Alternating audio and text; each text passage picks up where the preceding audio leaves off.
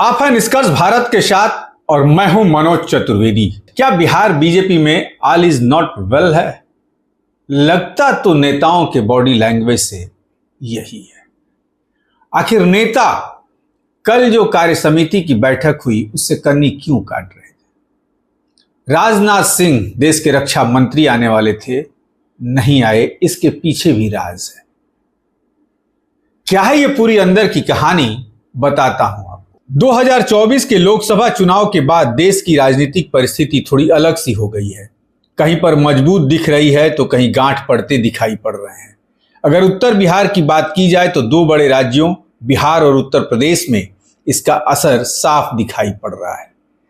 Bihar BJP में अंदरूनी कलह, उत्तर प्रदेश में बीजेपी के नेता अंदरूनी कलह को अपनी बातों के जरिए सार्वजनिक करने में लगे हैं।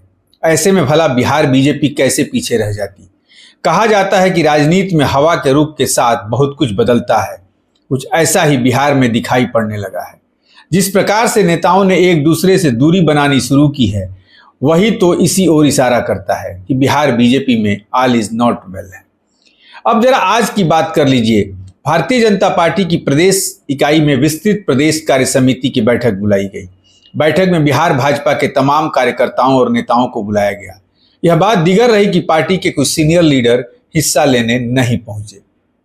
उम्मीद की जा रही थी कि केंद्र से कोई बड़ा नेता बैठक में हिस्सा लेंगे और कुछ महत्वपूर्ण निर्णय लिए जाएंगे। रक्षा मंत्री राजनाथ सिंह तो नहीं पहुंचे, लेकिन उनकी जगह शिवराज सिंह चौहान, असम के मुख्यमंत्री हेमंत बिस्व शर्मा या फिर केंद्रीय मंत्री जी किशन रेड्डी को प्रस्ताव भेजा गया था, पर किसी ने शामिल होने में दिलचस्पी नहीं दिखाई। बड़े नेता में बिहार के प्रभारी विनोद तावड़े मौजूद थे।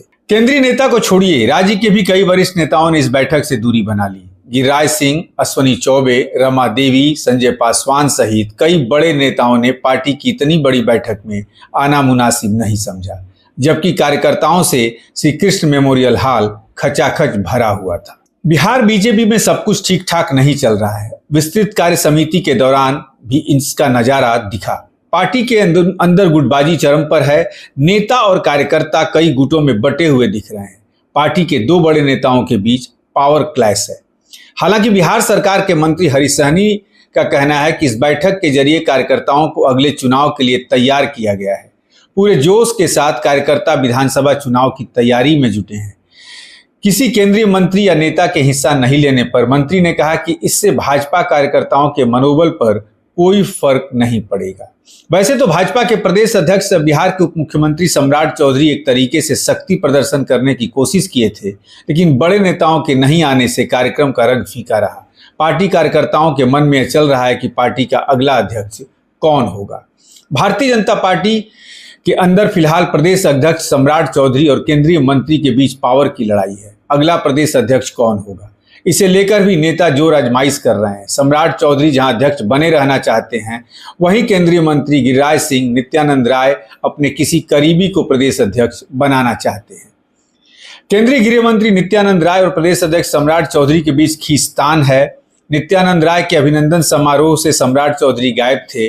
अध्यक्ष पद को लेकर दोनों नेताओं के बीच संघर्ष की स्थिति दिख रही है। इसके अलावा अश्वनी चौबे, संजय पासवान सरीखे नेता लगातार बयानबाजी कर रहे हैं।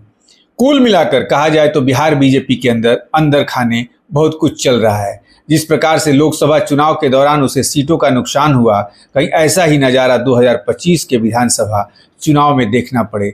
ऐसे में जरूरी है कि समय रहते सब कुछ ठीक कर लिया जाए, क्योंकि इंग्लिश की एक कहावत है, precaution is better than cure.